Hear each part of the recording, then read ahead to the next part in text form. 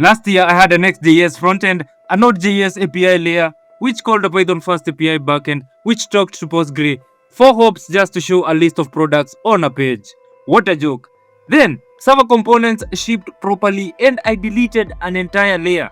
Not all of it though, one layer. But that matters. Let me show you why in this tutorial.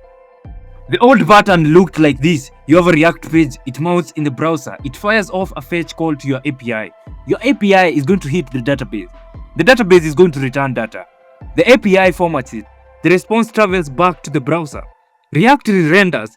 Every one of these steps is latency. Every one of these steps is code you have to write and maintain. For simple read, showing a product list, a blog post, a user profile. This is way more ceremony than the problem deserves. Let's see how server components change the equation. A server component runs on the server at request time or at build time. It can talk directly to your database, your ORM, your internal services. There is no API layer needed for simple read. The HTML arrives in the browser already populated with data. No loading spinner, no extra fetch, no API endpoint to write.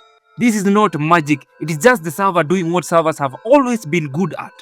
Fetching data and returning HTML, but integrated natively into your React component tree. Now, here's what I don't want you to get wrong. Server components will never replace your Python backend.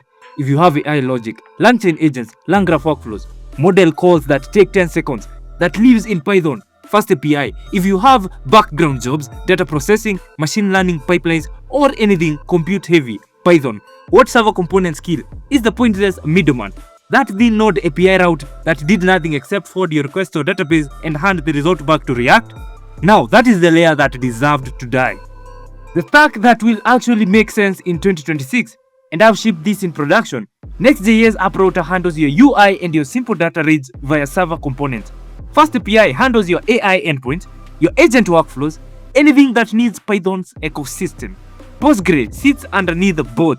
Your Next.js frontend calls FastAPI only when it needs AI. Everything else stays local to Next.js. Simple crude is close to the UI. Complex intelligence is close to Python. That's the split. That is the architecture. Follow for the full breakdown.